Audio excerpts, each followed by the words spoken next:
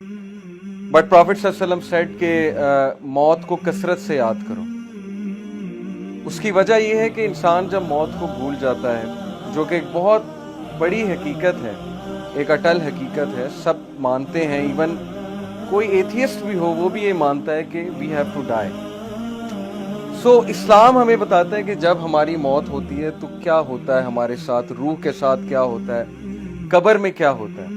तो कब्र के हवाले से इंशाल्लाह एक हदीस मैं आप सबसे शेयर करता हूँ। प्रॉफिट सल्लल्लाहु अलैहि वसल्लम सेड, बहुत लंबी हदीस है लेकिन मैं आपको वो बताऊंगा जो बेसिकली क्रक्स है उस हदीस का।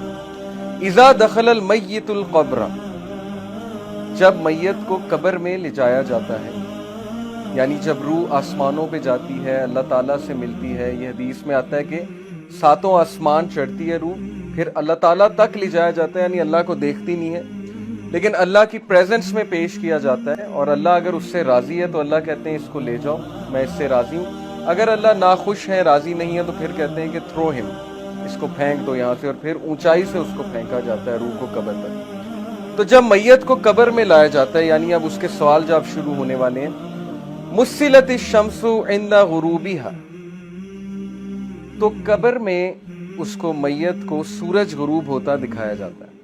जैसे असर के टाइम पे नहीं आपने देखा, सूरज जब गुरूब हो रहा होता है एकदम ख्याल आता है कि नमाज पढ़नी है।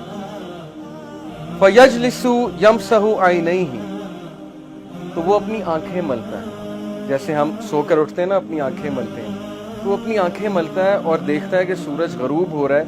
वयक़ूल, तो वो कहता है दाऊनी उसल्ली, कि मुझे नमाज पढ़ने दो, असर का वक्त जा रहा है, मुझे नमाज पढ़ने दो। तो फरिश्ते मुस्कुराकर कहते हैं कि वो टाइम ख़त्म हो चुका है, नमाज का टाइम अब ख़त्म है, अब नमाज नहीं पढ़नी, अब हिसाब किताब होगा। तो स्कॉलर्स ये हदीस कोट करके ये कहते हैं कि देखें, दिस शोज़ कि उस बंदे की प्रेफरेंस क्या थी, उसकी फ़िक्र क्या थी जब वो दुनिया में था।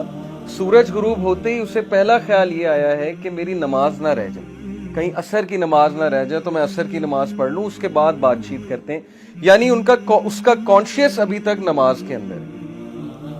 और ये चीज़ बहुत से मेडिकल डॉक्टर्स बताते हैं। मैं एक लेक्चर सुन रहा था एक स्कॉलर का, उन्होंने बड़ी ज़बरदस्त बात की।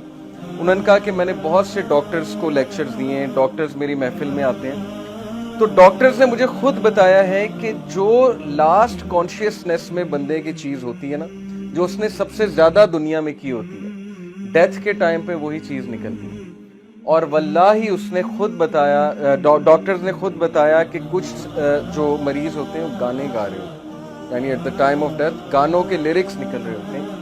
तो ये मेडिकल साइंस भी यही बताती है कि हमारे न्यूरॉन्स के कनेक्शंस स्ट्रॉन्ग जब बन जाए ना किसी चीज़ के हवाले से, ज़ाहिर है एक बंदा एक ख़ास महफिल में बैठ रहा है, उसमें एक ख़ास तरह की बातें सुन रहा है या कर रहा है, तो उसके न्यूरॉन्स के कनेक्शन उन बातों के मुताबिक बन जाएंगे और फिर उसके कॉन्शियसनेस में वही चीज़ होगी। और जब भी वो अनकॉन्शियस होने लगेगा तो कॉन्शियस की वही चीज़ रिपीट होगी जो असल में वो करता है। ये तो पक्की बात है। तो ये वो शख्स है जिसने नमाज को बहुत फौकियत दी दुनिया की ज़िंदगी में, और उसकी फ़िक्र ही ये थी कि मेरी नमाज ना निकल जाए, नमाज ना निकल जाए। तो ये हदीस सुनाने का मकसद ये था कि उसके लिए नमाज मैटर करती थी दुनिया की ज़िंदगी में, इसलिए कब्र में जाकर भी उसे ये ख्याल आया कि हाय मेरी असर की नमाज ना निकल जाए।